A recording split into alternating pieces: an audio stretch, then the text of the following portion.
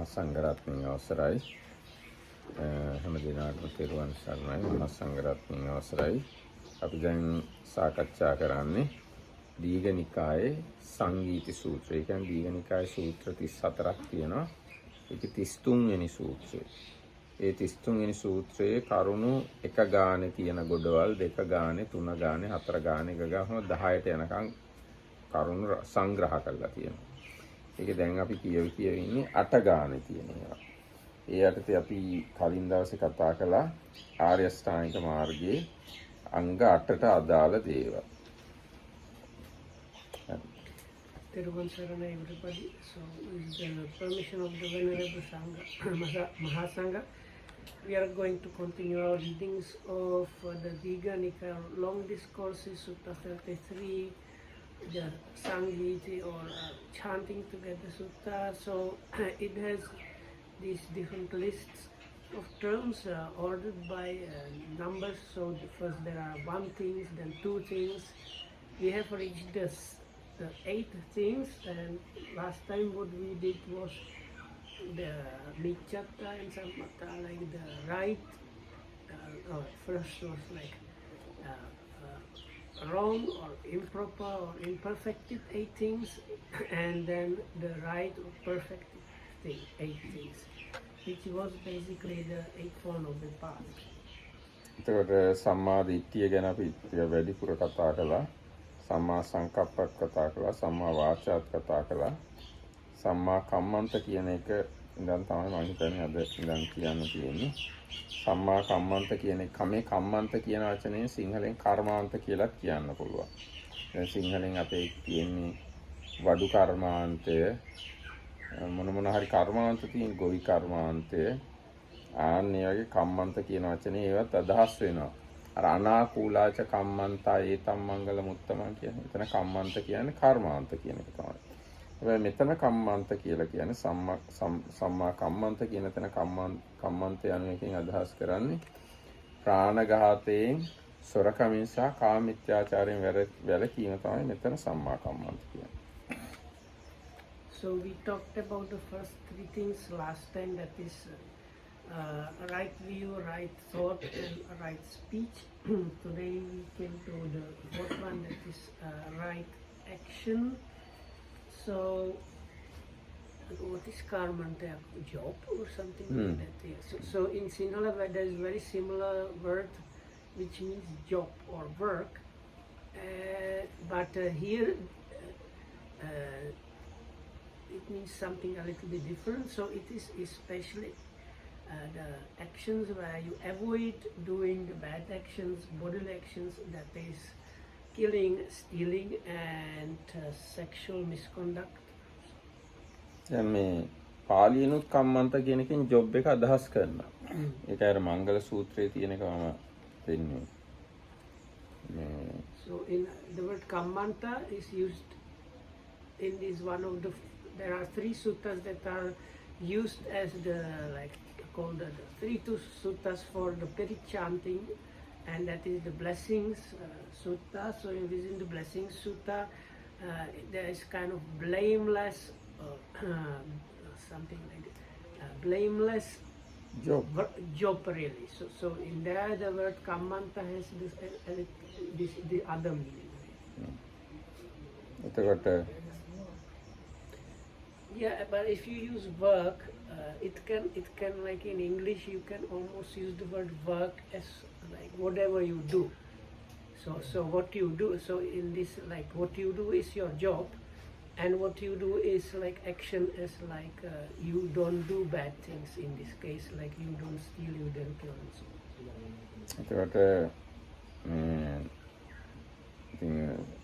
ඒක පැහැදිලිනේ ප්‍රාණඝාතයෙන් වළකිනවා, සොරකමින් කාමමිත්‍යාචාරයෙන් වළකිනවා කියනවා ගැන අපි නිතරම කතා කරනවානේ. ඒ ගැන කියමුතුන් කියන්න දෙයක් නැහැ. ඊට පස්සේ ඊගා එක තමයි සම්මා ආජීව. සම්මා ආජීව කියලා කියන්නේ මේ නිවැරදි රස්සාවක් කියන එක තමයි. නිවැරදි ජීවිකා වෘත්තිය කියන එක තමයි සම්මා ආජීව කියලා කියන්නේ. So then the next one is, that's number 4, is right. Perfect livelihood. අර බුදුහාමුදුර වගේ කතා කිව්වොත් අපේ සර අර සම්මා වචන you know. එහෙම කියන්න පුළුවන්. ඔව්. So I just remembered, like last time we were, because this is Samma, the word Samma is before, its transit is right, but last time we kind of summarized each point. It's the Buddha's way, or the Arahat's way, or the noble individual's way, or the Buddhist way, or the good people's way of doing things.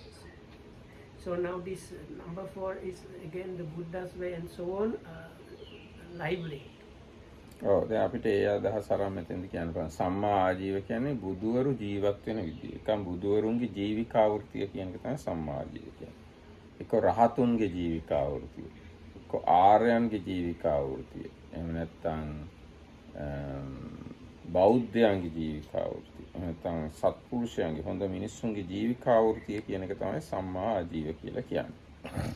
එතකොට මේ ගැන හැබැයි ගිහි අයට අදාළව බුදුරජාණන්සේ මොකුත්ම දේශනා කළා නෑ වගේ. But seemingly for lay people, there is nothing really mentioned there in connection with the right livelihood.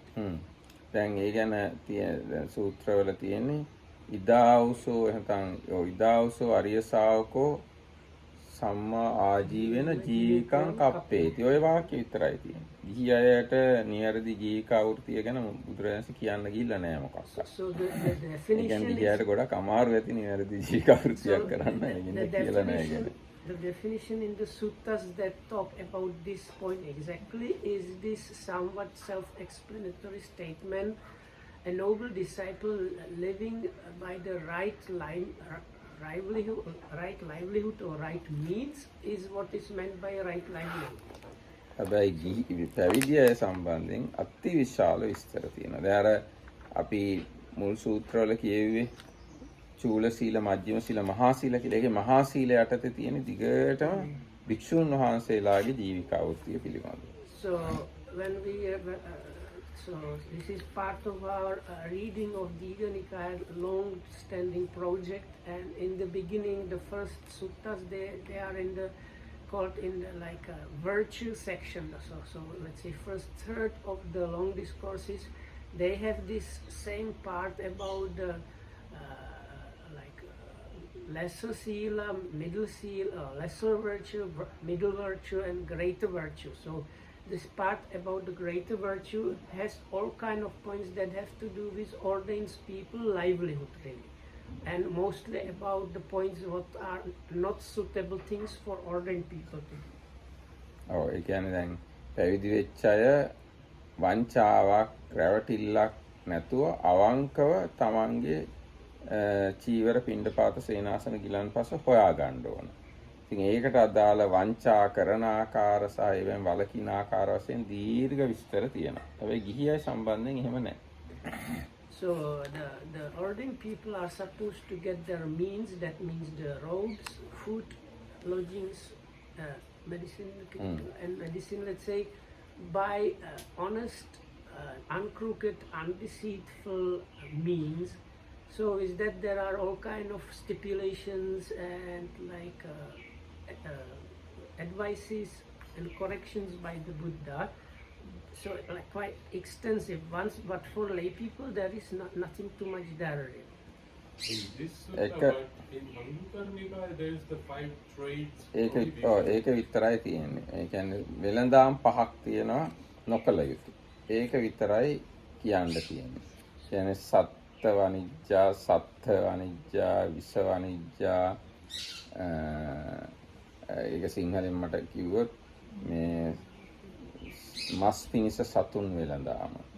එහෙම නැත්නම් අවියායුධ වෙළඳාම, වසවිස වෙළඳාම, වහල් වෙළඳාම. අනිත් එක මොකක්ද? ඔන්න ඒ පහක් තියෙනවා. ඒවා මේ උපාසකයෙක් විසින් නොකළ යුතුයි කියලා තියෙනවා. ඒ හැර මොකුත් වෙන බුදුරජාණන් කියන්නේ ගිහි අයට රස්සා කරන විදිය කියන්නේ. So there is in Anguttara Nikaya and in Singalavada there is nothing about that. No, not really. So I think there's basically only one place in the Anguttara Nikaya where the Buddha says what are incorrect traits for lay follower, and other than that we don't have anything really with the right livelihood in connection with a lay person. So there are trades like selling meat, selling weapons. නෑ selling meat sorry. කිව්වට Okay. ඒකේ කියන්නේ සත්තු විකුණන්න එපා මස් පිණිස කියලා. Okay, so trading in meat. I will say correct. Trading in meat, trading in weapons, trading in poison, and trading in beings. I think was one of them. ඔව්. Yeah. ඒ කියන්නේ මිනිස්සුන්ව වහල් වෙලඳාම් කරන්න එපා කියන්නේ. වහල් වශයෙන් මිනිස්සු විකුණන්න එපා කියන්නේ. Slavery. ඔව් ස්ලේවරි කරන්න එපා කියලා කියන්නේ. දැන් මස් විකුණන්න එපා කියලා නෑ. ඒකේ ඒ වචනේ නිකන් ගත්තොත් මාංශ වනිජ්ජා තමයි. නමුත් ඒ වගේ වෙලාවට තමයි අටුවා අපිට අවශ්‍ය වෙන්නේ. මස් විකුණුවයි කියලා මස් වලට පණ නෑනේ. මස් වලට දැනෙන්නේ නෑනේ මොකක්වත්. හැබැයි සත්තු විකුණන්න එපා කියලා තියෙනවා මස් පිණිස කියලා. So if you want to get correct understanding what this meant, even especially by the first one, you need the commentary because the commentary explains the trade in means selling beings for meat. Not like that. If you already have meat and you trade with that, then it's kind of okay. දැන් අපි හිතමු salmon ගේනවා පිට රටින්. දැන් salmon එකක් අපි විකුණනවා. ඒ විකුණුවයි කියලා අපේ ඉතින් මොකක්වත් හිතේ 아무තු සත්තු මරණ චේතනාවක් ඉන්නේ. ඒ වගේ මස් විකිණීම නෙවෙයි එතන අදහස් කරන්නේ මස් පිණිස සතුන් වෙන. සතෙක් විකුණනකොට මස් පිණිස අපි හොඳටම දන්නවා මේ සතා මම විකුණන්නේ මරන්න කියලා. එතකොට ඒක නම් වැරදි. ඒ හැර මස් විකුණුවයි කියලා මිච්ඡා ජීවියක් වෙන්නේ. ඉතින් අන්නේ ටික තමයි මේ සම්මා ආජීවය ගැන ගිහි අයට අදාළ වෙන්නේ. ඒ වෙළඳාම් පහෙන් වළකින එක විතරයි. So I have a question because here is mentioned as livelihood. So if you buy it, then it's as a like not your livelihood. If you just go and buy it, then that is okay, or how is considered that? Buying what? Like you go and buy meat, or you go and buy like weapons or poison. You don't sell it as your livelihood, but like farmers very often they use some poison for some I don't know what they do when they farm.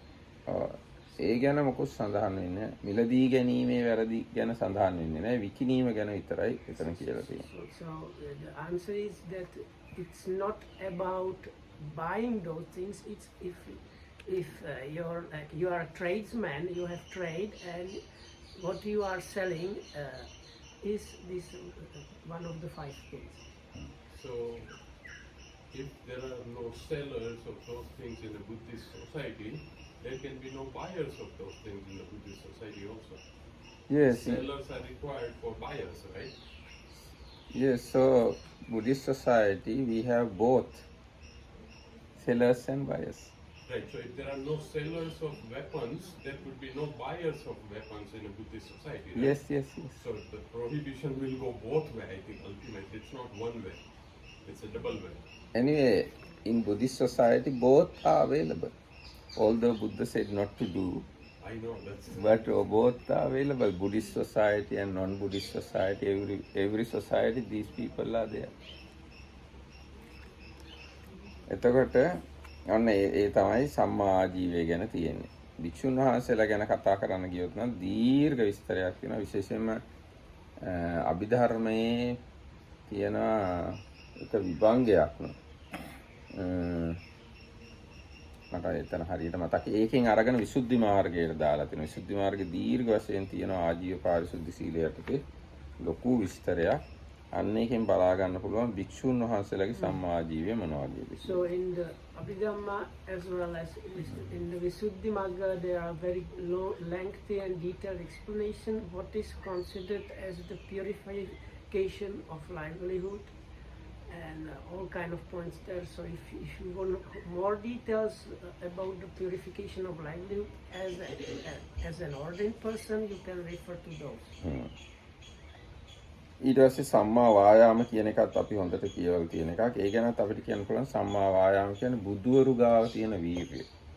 එක්කෝ රහතුන් ගාව, ආර්යෝ ගාව, බෞද්ධයෝ ගාව හොඳ මිනිස්සු ගාව තියෙන වීරිය තමයි සම්මා වායාම කියන්නේ. නැත්නම් නිවනට යොමු වෙච්ච වීරිය කියන එක තමයි සම්මා වායාම කියන්නේ. And the so-called right effort or perfected effort is the Buddha's kind of way of effort, or the Arhat's way of effort, or the noble person's effort, or Buddhist effort, or good people's effort, or you can say effort towards Nibbana.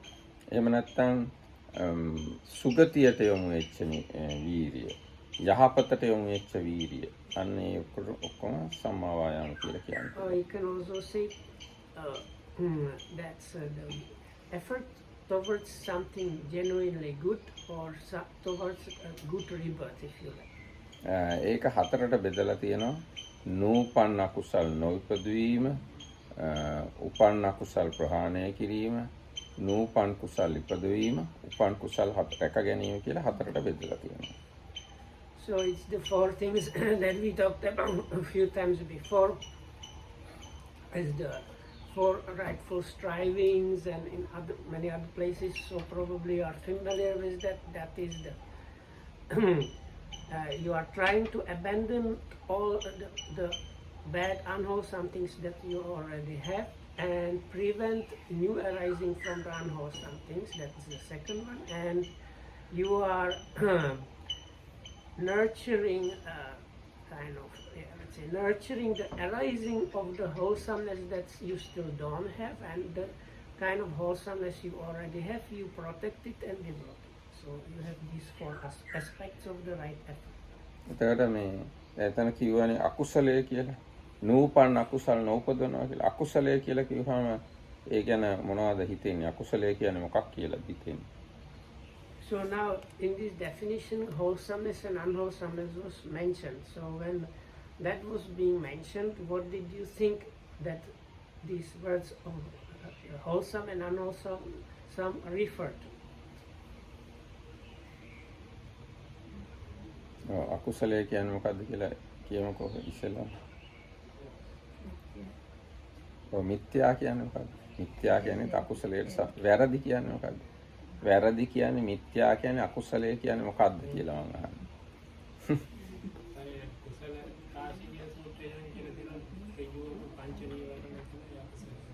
ඒ අකුසල්නේ. අකුසල කියන වචනේ තේරුම මම අහන්නේ. So Amarakitham, if I understood correctly, was asking about the meaning of the word akusala. අකුසල් මොනවද කියලා නෙමෙයි මම අහන්නේ. ඒ අකුසල් කියන වචනේ අර්ථය කොහොමද තේරුම් අරන් ඉන්නේ ඕගොල්ලෝ කියලා අහන්නේ. ඒ කියන්නේ මතුවට දුක ගෙන දෙනවා නම් යමක්. දුක් විපාක ගෙන දෙනවා නම් අන්න ඒකට තමයි අකුසල් කියලා කියන්නේ. ඒ විදිහට මතක තියාගන්න. අනාගතේ දුක් පිණිස නැත්නම් දුක් ගෙන දෙනවා නම් යමකින් අන්නේ දෙයට කියනවා අකුසල් කියලා. So it's something that produces suffering. So and that is considered as unwholesome. ඒ වගේම කුසල් කියලා කියන්නේ මතුවට සැපගෙන දෙනවා නම් යමකින්. ලෞකික හෝ වේවා ලෝකෝත්තර හෝ වේවා මතුවට සැපගෙන දෙනවා නම් අන්නේ ගෙන දීමේ ශක්තියට තමයි කියන්නේ කුසල් කියලා. So the wholesome is the thing that produces comfort or happiness. But this is kind of okay. Not in the direction sometimes, because like people might say when they drink alcohol that makes them happy, and that is not wholesome.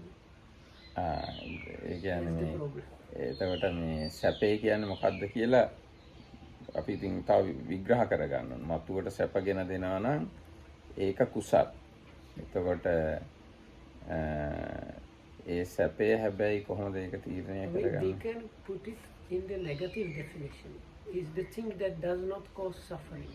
If we put it that way, because drinking it eventually causes suffering. නෑ ඒ වුණාට අරකේ ඍජුවම සැපගෙන දෙන ගතියක් තියෙනවා. දැන් දිව්‍ය ලෝකේ සැපගෙන දෙන්නේ කුසලයේ විසින්. ඒක දුක නැති බව කියන එකම නෙමෙයි. දිව්‍ය මානසික සැප කියලා જાතියක් තියෙනවා. සුඛ වේදනා කියලා જાතියක් තියෙනවා. සුඛ වේදනා නිෂ්පාදනය කරන්න පුළුවන් කුසලයට. දැන් ඒ ගැන බැලුවාම බිව්වහම සැප වේදනාවක් ඇති වුණාට දැන් ඒ බොන කොහොමද කියන්නේ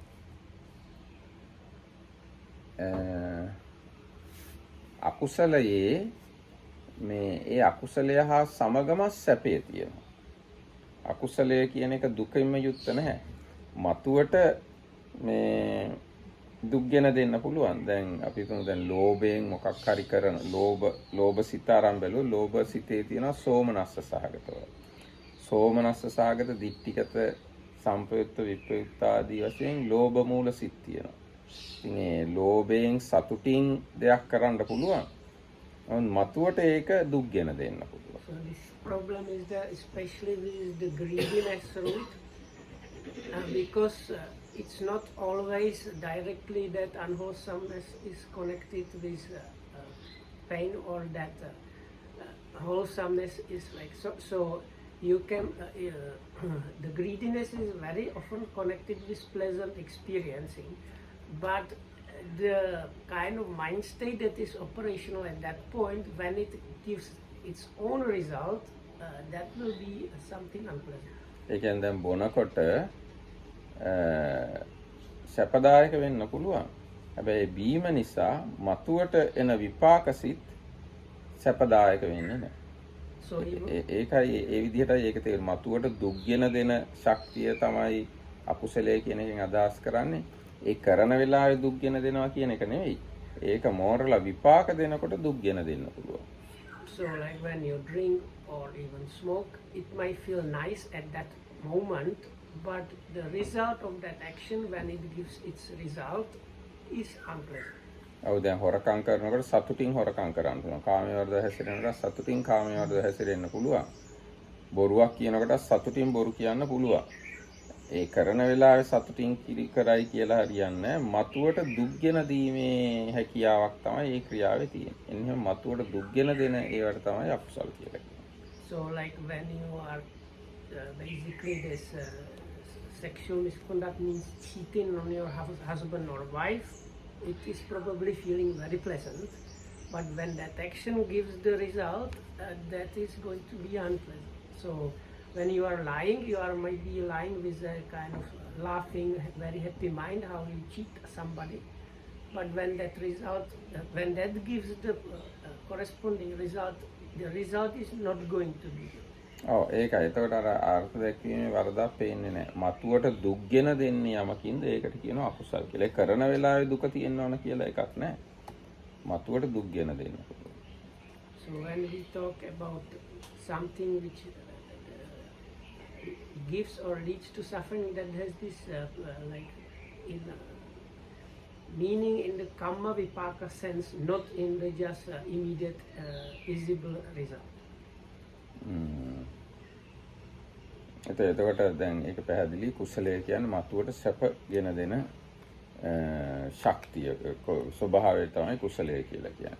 ඒ කුසලය කියන වචනේ තව තියෙන අර්ථ කීපයක්. මේ කෞශල්‍ය කියලා කියන දක්ෂතාවය, හැකියාව කියන අර්ථෙනොත් කුසලය කියනවා. මතුවට සැප විපාක ගෙන දෙනවා කියන අර්ථෙනොත් කුසලය කියනවා. දැන් නිරෝගී භාවය කියන අර්ථෙනොත්, ඒ කියන්නේ මානසික නිරෝගී භාවය කියන අර්ථෙනොත් කුසලය කියනවා.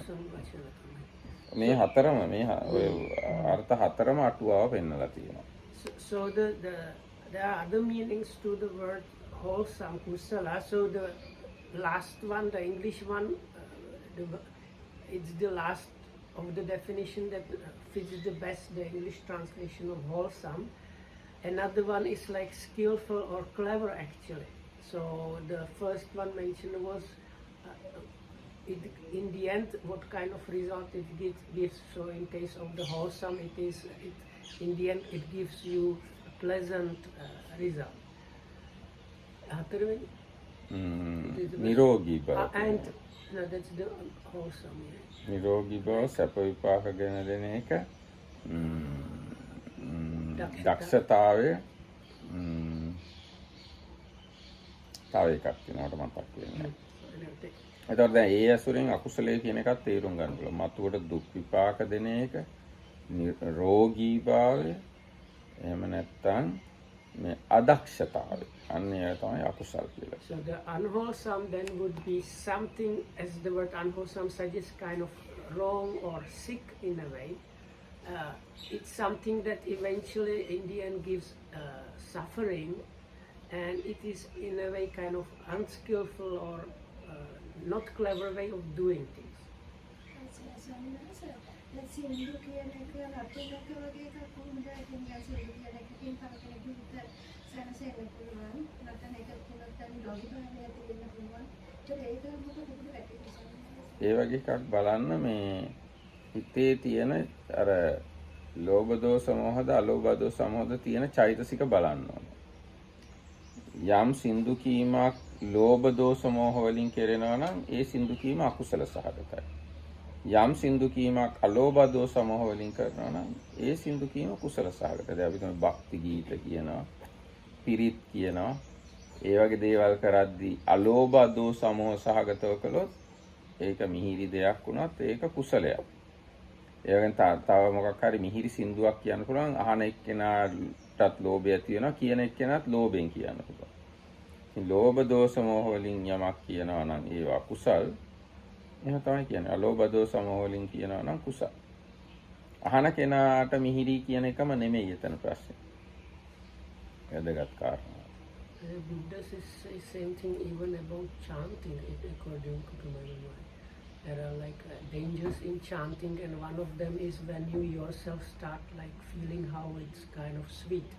ඒ කියන්නේ මේ සින්දු කීමේ ආදීනව කියලා සූත්‍රයක් තියෙනවා. සින්දුත් කොහෙද මට මතක හිටියේ තමන් ඒකේ බැඳෙනවා, අහන එක්කෙනා ඒකේ බැඳෙනවා, සිහිය මුලා වෙනවා. ඈ Do you get a kind of conceit or? එහෙම ඒ වගේ කෙලෙස් තමනුත් කෙලෙස් සහගතව අහන එක්කෙනාගෙත් කෙලෙස් වැඩෙන විදියට සින්දුවක් කියනවනේ ඒක අකුසල් කොටසට දානවා. දැන් අපේ අටසිල් වලම තියෙන්නේ නච්ච ගීත වාදිත කියන තැන. ඒවෙන් වලකින්න එපාය. ඉතින් ඒකින්ද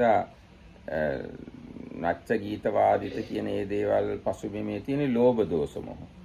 නමුත් අපි හිතමු දැන් මේ බුදු ගුණයක් සජ්ජායනා කරනවා. බුදුරජාණන් වහන්සේට වඳින එකක් මිහිරි විදියට කියනවා. ඉතින් ඒ වගේ වෙලාවට අලෝභ දෝෂ මොහ තියෙන්න පුළුවන්. So the question was, how is it with dancing and singing? So the generalized answer is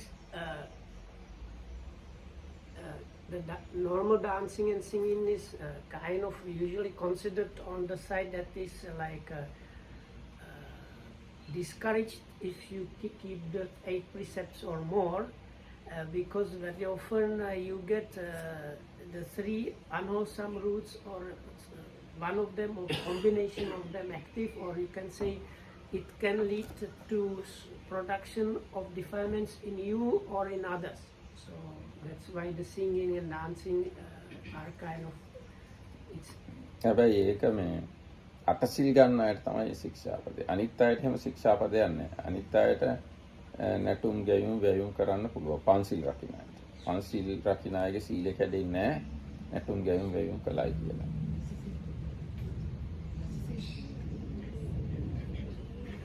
So that is for people that observe 5 precepts, no problem with dancing and singing.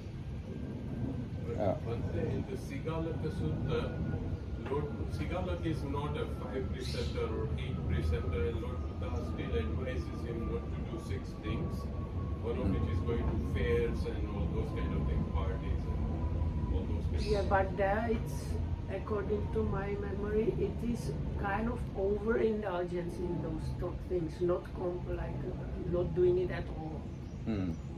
එතන තියෙන්නේ මේ දැන් අර සිංහලවාද සූත්‍රයේ තියෙනනේ මේ නැටුම් කොහෙද වැයුම් කොහෙද ගැයුම් කොහෙද කියලා හොය යනවා කියලා ඒකට මට තේරෙන හැටියට නිකන් ඒවට ඇබ්බැහි වෙලා ඒව යන වගේ ගතියක් තමයි එතන තියෙන. නැත්නම් බෞද්ධයෝ නැටුම් ගැයුම් වැයුම් නොකර ඉන්නවා ඉන්දිය යුතුයි කියලා අදහසක් පෙන්වන්න විදියක් නැහැ. Because over there it's in the context the Buddha says how these things can lead to your ruin.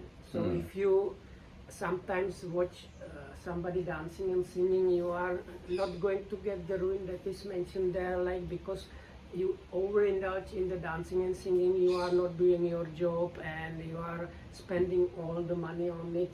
It wouldn't happen just because of sometimes listening to music. But දැන් බුදුරජාණන් වහන්සේ කාලේ හිටිය ඒ බෞද්ධයෝ මේ නැටුම් ගැයුම් වැයුම් වලින් සම්පූර්ණයෙන් වැළකීලා හිටියයි කියලා කියන්න විදිහක් නැහැ. බුදුරජාණන්සේ ලෝකේ පහළ වෙනකොට හිටියනේ මේ මිනිස්සු, ඒ මිනිස්සුනේ බෞද්ධයෝ බවට පත් වුණේ. ඒ බෞද්ධයෝ බවට පත් වෙච්ච ගමන් ඒගොල්ලන්ගේ ඔක්කොම නැටුම් ගැයුම් වැයුම් නැවතුණා කියලා කියන්න විදිහක් නැහැ. දැන් බිම්බිසාර රජුරෝ සෝවාන් වෙලා හිටියේ මේ රජමාලිගාවේ ඔක්කොම නැටුම් ගැයුම් වැයුම් නැවතුණායි කියලා හිතන්න. After King Bimbisara became the king, his palace became very boring and not like king's palace. Something like. So now the point was the people that became followers of the Buddha, they were doing all the normal things, and after becoming Buddhists, they didn't stop almost everything they used to do. Most of them kept on doing the things, and I think if they really in big numbers stopped that, we would have had some recordings about that in the suttas or Vinaya. අයිත දැන් බුදුරජාණන් වහන්සේ වුණත් සමහරලාට මේ නැටුම් ගැයුම් වැයුම් සහිතව තමයි වඩමවාගෙන ගිහිල්ලා තියෙන මට මතකයි. දැන් ඔන්න අර ලිච්ඡවීන්ට රතන සූත්‍රය කියන්නේ යනකොට බිම්බිසාර රජු ලොකු පෙරහැරකින් තමයි බුදුරජාණන්සේ වඩම්මගෙන ගියේ ගංගා ගඟේ යුරට යනකම්. ඒ ලොකු සරසපු නැවකින් තමයි එහා පැත්තට වැදුනේ. එහා පැත්තේ ඉඳන් ලිච්ඡවීන් දෙගුණයක් ඊට වඩා සරසලා තමයි බුදුරජාණන්සේ විශාලා මහනුවරට වඩම්මගෙන ගියේ. So if we consider the famous Ratana or Jewels discourse, so if you know the background story from the commentaries, there was this bad situation in Vaisali. So Vaisali was the capital of the Lichavis, and there was famine and also like plague, sickness, and inhuman beings, like spirits and ghosts. So then the Buddha was asked to like do something about that. So then King Bimbisara, all the way from Rajagaha probably, so he did like Perahera kind of procession that was taking the Buddha with the monks all the way to the river which was the boundary between the king of Magadha and this Republic of the Lichavis. And then he crossed on a specially decorated boat, meaning the Buddha, and on the other side the Lichavis prepared even twice more like amazing procession to take the Buddha from the bank of the river to their city.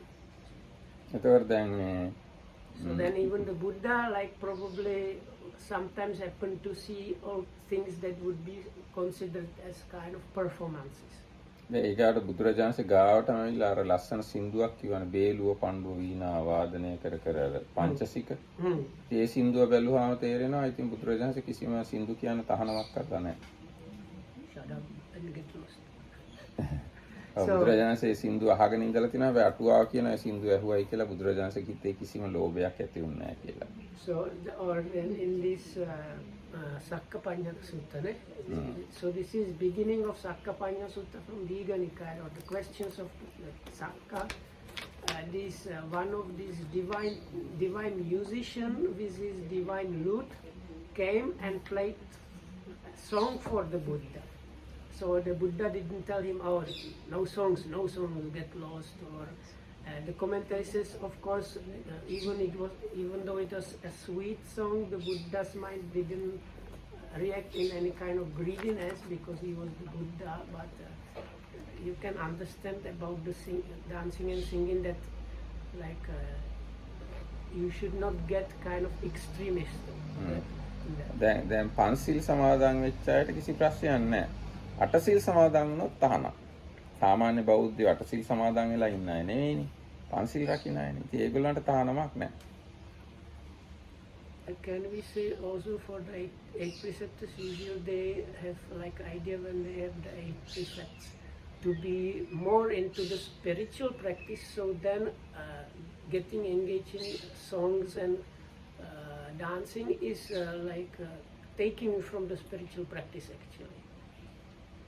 So they no, whether they practice any spiritual practice or not, if you have observed the 8 precepts, you have to protect these 8 precepts. Yeah, but you observe usually the 8 precepts for some reason, and the reason itself is why you have the 8 precepts. No, reason or practice further things is something else.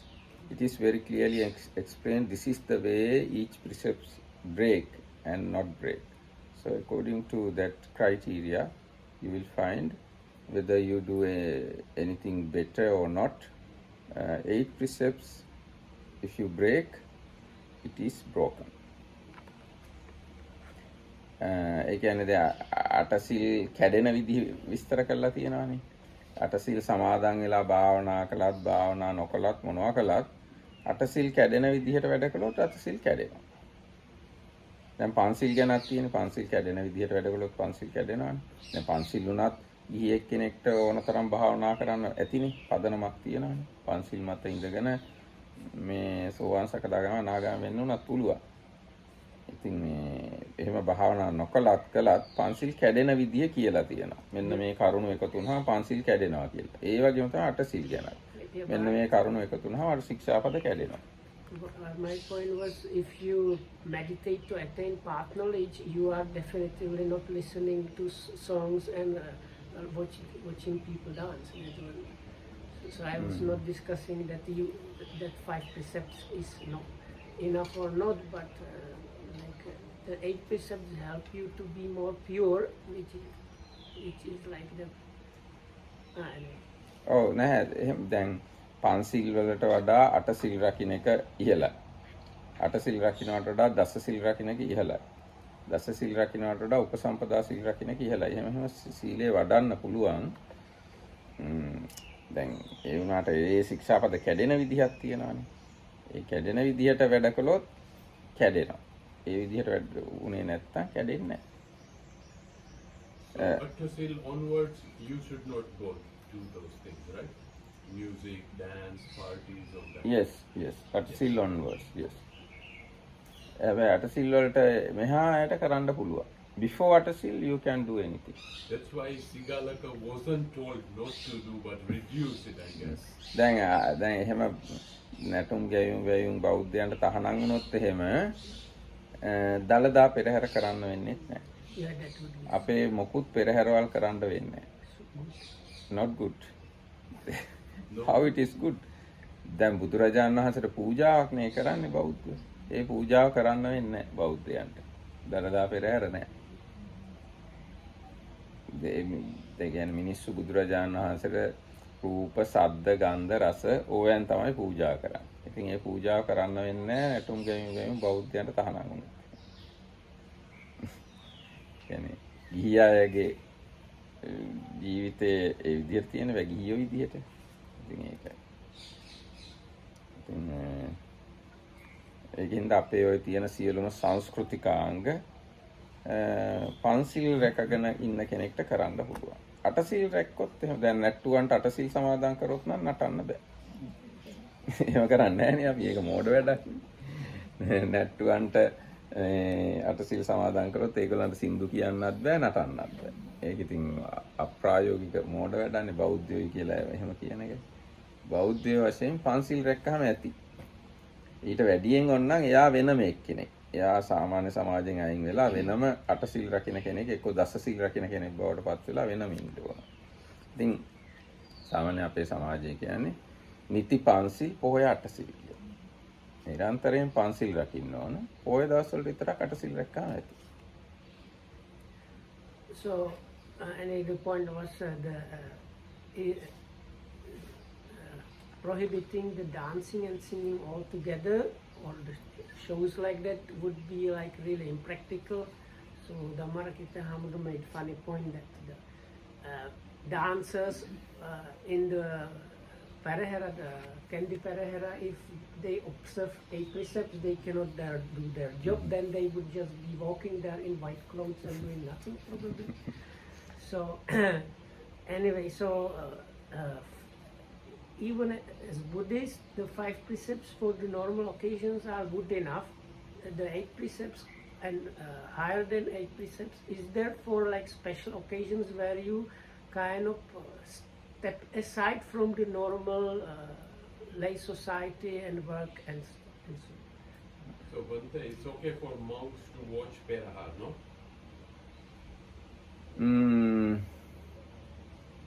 You have to adjust your mind. I see the puja to Buddha. Okay, so but still it's okay if you watch it with the right view, saying I'm not watching a performance, I'm watching Lord Buddha's worship. There are some explanations. If you can see all these things from the place where you are standing or sitting, then it's completely okay. But if you go to see the dancing or singing, then your precept can be broken. So I have a question. When the Mahanayak came here, I think like 3 or 4 weeks ago, there was a big procession of the dancers with music and everything bringing him, and monks were welcoming him. So would that be okay with the precepts? It's okay because Mahanayaka or other monks have no intention to go and see the dance. Also, So it's okay. do we have actual rules for Upasampada monks that talk about dancing and singing? In Patimokha there is nothing about dancing and singing. Oh, පාතිමොක්ෂේත් නෑ. දැන් මොකද්ද කිව්වේ සංකප්ප රාගෝ පුරිසස්ස කාමෝ කියන එක ඒක ශික්ෂාපදයක් නෙවෙයි. ඒක නීතියක් නෙවෙයි. ඒක මේ දැන් මේ භාවනා ශාලාවට ගිහිල්ලා වාඩි වෙලා S2 පියාගෙනත් කාමයන් ගැන හිත ඉන්න පුළුවන්.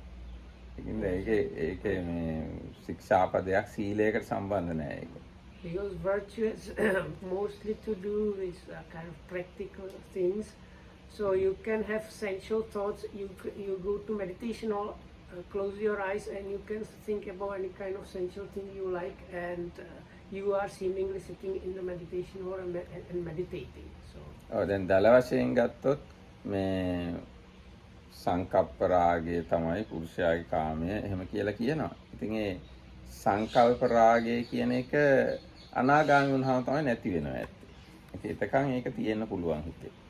So there is this famous saying, person's like enjoyment of the senses is a thought that is like this is passionate thought or attaching thought. So until you reach the non-returnership, these things are bound to happen in you. මොකද්ද මේ කියන්නේ? සංකල්ප ඇති කරගන්න නැතුව බලන්න පුළුවන්. එහෙමත් බලන්න පුළුවන්, එහෙම නැති වෙන්නත් පුළුවන්. ඒක ඉතින් ඒ පුද්ගලයාගේ සිහිය නුවණ ඒවා වැඩිලා තියෙන විදිය මත තමයි තීරණය වෙන්නේ. ඒව ගැන මොකුත් බුදුරජාණන්සේ නීතියක් පනවන්නේ නැහැ. හිතට නීති දාන්න බෑනේ. රාග සිතුවිලි වලට බුදුරජාණන්සේ නීතියක් දාන්න බෑ. මේ ඇවත වෙනවා එහෙම කියන්න බෑ. So we have only 2 rules have a little bit to do with the mind, no? ඔව්. යම් නීති දෙකක් තියෙනවා හිතට දාපු කියලා. ඒවත් ඉතින් ගිහි අයට කොහොමවත් අදාළ වෙන්නේ නැහැ. උපසම්පදා හාමුදුරුවෝ විතරක් අදාළ දේවල් වගේ තියෙනවා. පොඩි දේවල්. So for the Upasampada monks, it's said that only 2 of so many rules have to do with like the factor of those 2 rules is also the mind, but rest of the rules is really about the body and bodily activities and speech, and this is and even those two rules out of many are for the higher ordained monks. Normally precepts have nothing to do with the mind, like so it's the precept always have to do with body and speech.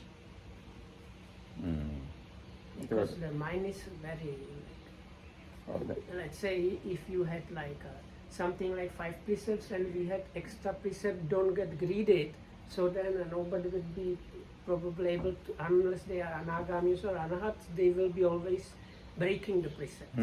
So. ඔව් හිතට නීති දැම්මොත් එහෙම කොයිලෙත් නීති කඩ කඩ තමයි තියෙන්න වෙන්නේ. But intention is also a required factor among 5 factors to be broken for each parajikas or sangati sesha and all that, right? Intention has to be there. But also the action needs to be. Correct. Action plus intention plus other things. Yes. Has to be human or this or that, whatever.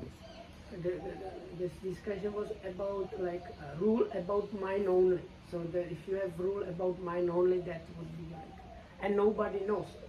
Maybe the Buddha knows what is in your mind, but other people don't know. So then like that would be complete chaos. You know?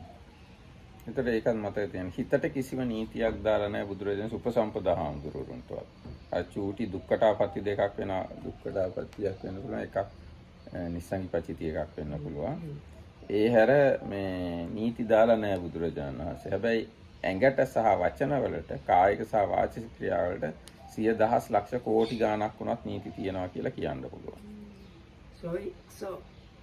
So the only ones that were given some kind of rule that has to do lot of is the mind state is the higher ordained people, and they are not the biggest rule, and there are only two of them, whereas comparatively the other rules that have to do with bodily activities and speech, they are like tens of thousands like birth, so many of them. And for lay people there is no rules given in connection with the mind. නෑ දැන් ගිහිය එක ගැන බැලුවාම කාය වචනයටවත් බුදුරජාණන්සේ මොකුත් නීතියක් පනවලා නැහැ. ඒ කියන්නේ පන්සිල් රකින්න කියලා කිව්වට පන්සිල් කැඩුවයි කියලා කිසිම නීතියක් කැඩුවා වෙන්නේ නැහැ. මොකුත් ඇවතක් වෙන්නේ නැහැ ගිහියට. Actually even the precepts are not considered as really rules or like laws.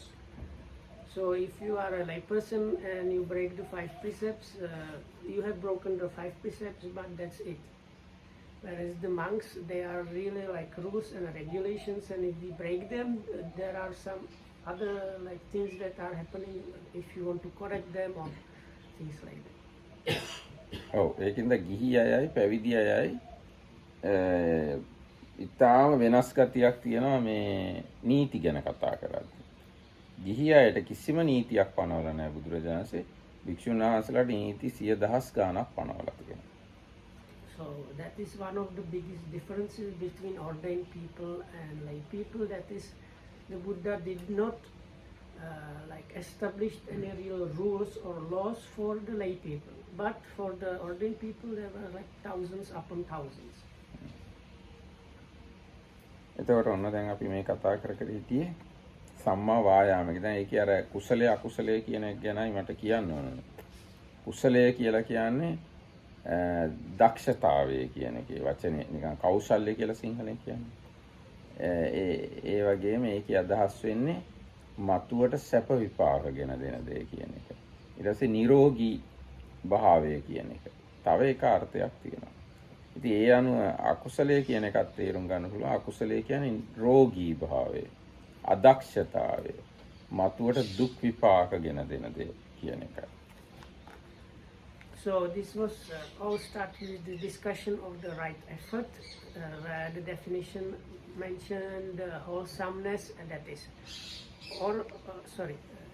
first unwholesomeness, already present unwholesomeness, and preventing the unwholesomeness from arising, and nurturing the wholesomeness, and protecting and developing the wholesomeness. So here the unwholesomeness is kind of sick, as the word unwholesome itself suggests, sick, wrongness of mind.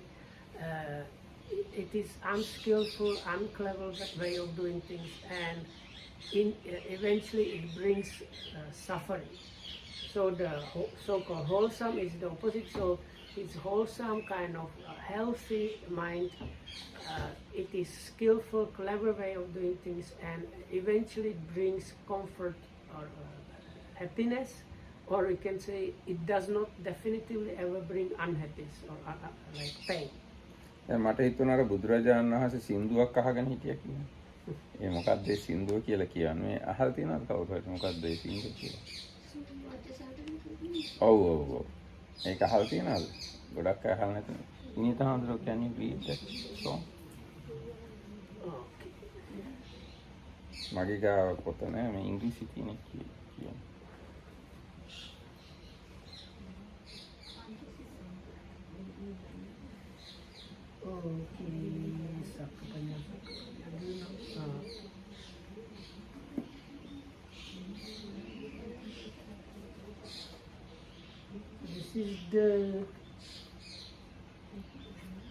This is the song. Okay, please keep in mind the translator, he wanted to make it into a kind of poem.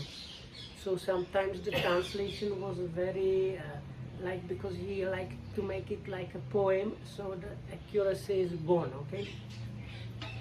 Lady, your father Timbaru greet, O sunshine fair, I give him honor due, by whom was sired a maid as fair as you, who are the cause of all my heart's delight.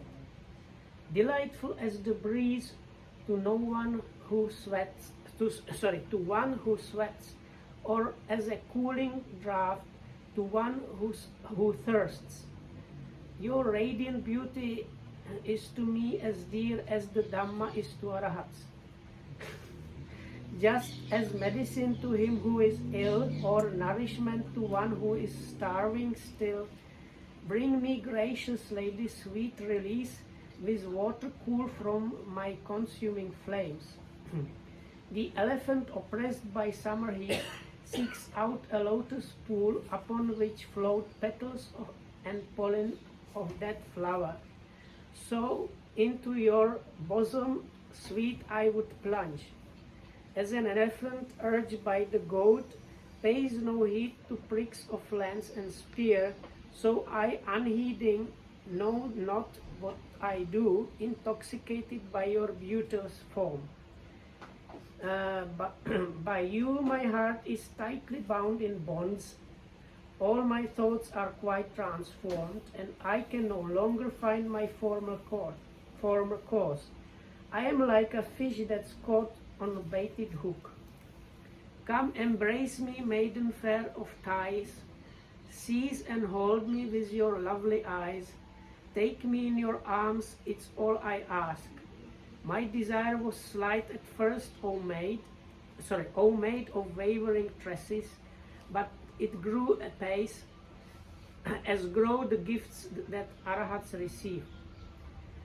Whatever merit I have gained by gifts to those noble ones, may my reward, when it ripens, be your love most fair. As the Sakya's son in jhana rapt, intent and mindful seeks the deathless goal, thus intent I seek your love, my son.